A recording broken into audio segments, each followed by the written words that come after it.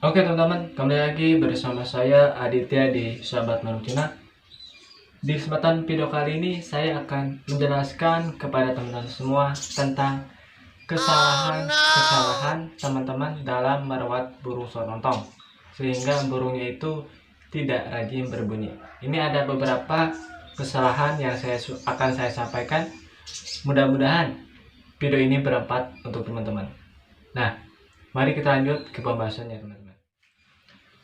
Oke teman-teman, sekarang saya akan menjelaskan apa saja sih kesalahan-kesalahan dalam merawat burung sonontong. Nah, jadi kesalahan yang pertama adalah kita tentang pengumbunan. Karena untuk pengumbunan sendiri ini sifatnya sangat wajib ya. Untuk kita mengumumkan burung sonontong itu sifatnya wajib teman-teman. Karena kenapa? Ketika kita sering mengembunkan burung sonontong, nah, jadi manfaat kita diembunkan itu adalah supaya seorang kita itu rajin berbunyi dan sehat teman-teman. Dan kalau teman-teman tidak sempat mengembunkan burung sonontong, ada alternatifnya teman-teman. Nah, jadi pengumbunan sonontong ini di subuh hari atau di pagi hari ini dilakukan dari jam 5 subuh teman-teman. Dan kalau teman-teman mempertanyakan seperti ini, Bang, kalau saya untuk pengumbunan di pagi hari itu tidak sempat waktunya karena sibuk kerja menyiapkan pakaian atau seperti itulah teman-teman ya. Nah, jadi ada alternatifnya kalau kita tidak bisa mengembunkan di pagi hari, yaitu untuk alternatifnya kita bisa mengembunkan di malam hari teman-teman. Karena saya sudah membuatkan video tentang apa sih manfaat penggunaan di malam hari. Nanti saya akan cantumkan link di deskripsi teman-teman. Nah, jadi untuk penggunaan di malam hari ini kita lakukan pada jam 8 malam sampai jam 11 malam teman-teman. Yang kedua adalah jadi burung sokon kita itu tidak pernah dijemur teman-teman. Nah, penjemuran ini manfaatnya sangat bagus sekali untuk burung sonontong teman-teman. Baik burung sonontong yang bahan maupun burung yang sudah jadi sekalipun teman-teman. Karena kenapa? Jadi penjemuran ini manfaatnya banyak. Saya akan berikan contoh sedikit aja seperti bisa menghangatkan tubuh, bisa juga menaikkan birahi si burung sonontong kita teman-teman. Nah, jadi kalau kita itu sempatkanlah untuk menjemur walaupun sebentar teman-teman. Dan idealnya berapa jam sih atau waktunya berapa lama sih untuk kita menjemur? Kalau saya pribadi itu melakukan penjemuran dari jam 8 pagi sampai jam 11 siang teman-teman. Itu udah cukup untuk kita melakukan penjemuran untuk burung sonontong dan dilakukannya setiap hari. Dan kalau kita tidak sempat melakukan penjemuran di pagi hari, kita sempatnya melakukan penjemuran di sore hari. Bisa aja teman-teman, bisa untuk kita melakukan penjemuran di sore hari. Karena kenapa? Karena untuk manfaat hampir sama penjemuran di pagi hari maupun di sore hari. Jadi kita tidak alasan tidak untuk tidak menjemur burung sonontong. Karena kalau misalnya tidak bisa di pagi hari, kita bisa melakukan di sore hari teman-teman. Nah teman-teman, ini untuk kesalahan-kesalahan yang sering dilakukan oleh teman-teman untuk merawat burung sonontong. Yang ketiga adalah tidak pernah memberikan ekstra puding atau IF. Nah, karena kenapa? Jadi ekstra puding ini atau IF ini adalah makanan tambahan untuk burung pemakan serangga atau pemakan buah-buahan teman-teman. Nah, IF ini banyak jenis-jenisnya, mulai dari kroto, ulat kandang, ulat hongkong, ulat bambu, laba-laba kecil, dan yang lain-lainnya teman-teman. Nah, IF ini kalau burung sonon kita itu doyan IF, kita berikan setiap hari dan tidak perlu ditakar untuk IF-nya teman-teman.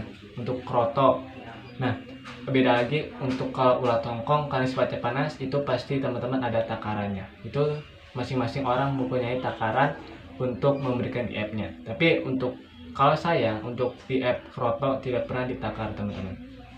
Nah, jadi sebisa mungkin lah kita usahakan shogun kita itu menyukai IF.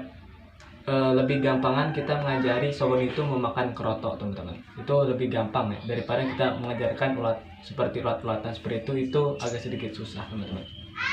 Nah, ulat ini sifatnya wajib untuk burung yang suka, untuk burung yang doyan kroto atau yang lainnya, dan kita berikan setiap hari teman-teman. Dan misal bang, shogun saya tidak suka memakan IF, agak sedikit kurang suka untuk makan IF, baik kroto, ulat kandang, ulat tongkong, ulat bambu maupun laba-laba kecil. Alternatifnya kita bisa memberikan kuning telur. Nah, kita ambil contoh Nexstar teman-teman. Nah, kita bikin Nexstar dari SKM, gula pasir, marjan, dan dan madu, dan telur, kuning telur. Nah, jadi shogun kita tidak doyan kroto atau tidak doyan IF. Kalau misalkan si Nexstarnya itu ada kuning telur, itu aman teman-teman. Walaupun burung kita itu tidak doyan IF. Oke teman-teman, kita lanjut ke pembahasannya selanjutnya, yaitu nomor 4 teman-teman. Ini kesalahan-kesalahan yang sering dilakukan oleh teman-teman. Nomor 4 ya. Nah, jadi untuk nomor 4 ini sering terjadi untuk teman-teman yang khususnya pemula dalam merawat burung shogon ontong. Saya juga masih pemula, masih belajar, oke teman-teman ya. Jadi kita sama-sama belajar, oke. Nah, jadi ini sering terjadi sekali teman-teman ya. Apalagi teman-teman yang baru main burung shogon ontong ya. Nah, jadi sering rawatan hariannya itu antara shogun ini dan shogun ini A, ini B, itu saling melihat dalam jarak 1 meter. Baik 1 meter maupun 2 meter, 3 meter, itu saling melihat intinya teman-teman. Nah, jadi ini adalah salah satu dampak yang paling buruk untuk burung shogun yang bahan, khususnya yang bahan teman-teman ya. Dan yang gacor juga bisa mempengaruhi kegacoran untuk si burung shogun yang gacor tersebut. Karena kenapa teman-teman? Sesering kita melihatkan antara burung sejenis, burung shogun ini dan shogun ini, nah jadi si shogun ini pasti akan ngadu teman-teman. Pasti akan ngadu, akan merebutkan kekuasaannya teman-teman.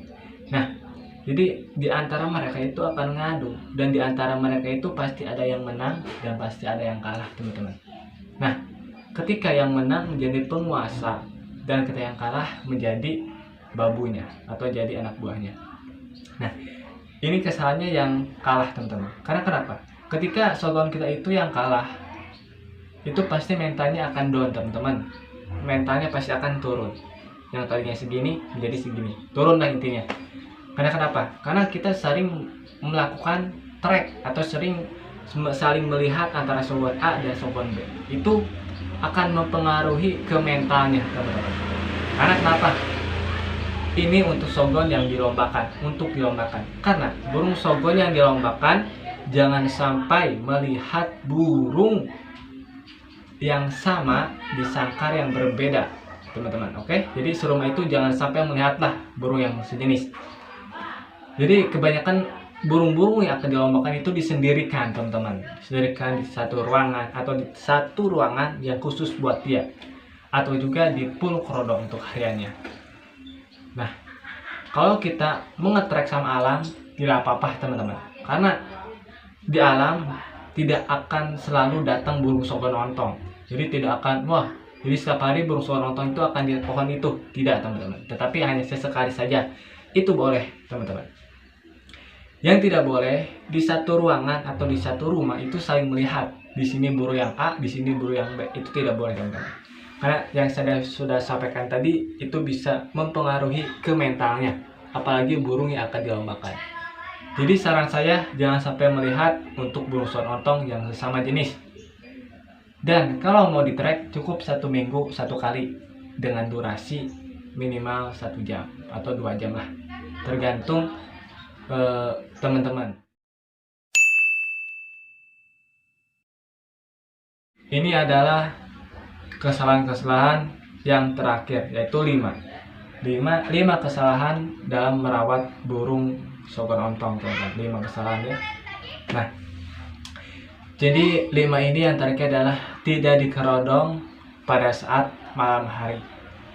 Saya akan bertanya pada teman-teman, apa sih fungsi kerodong?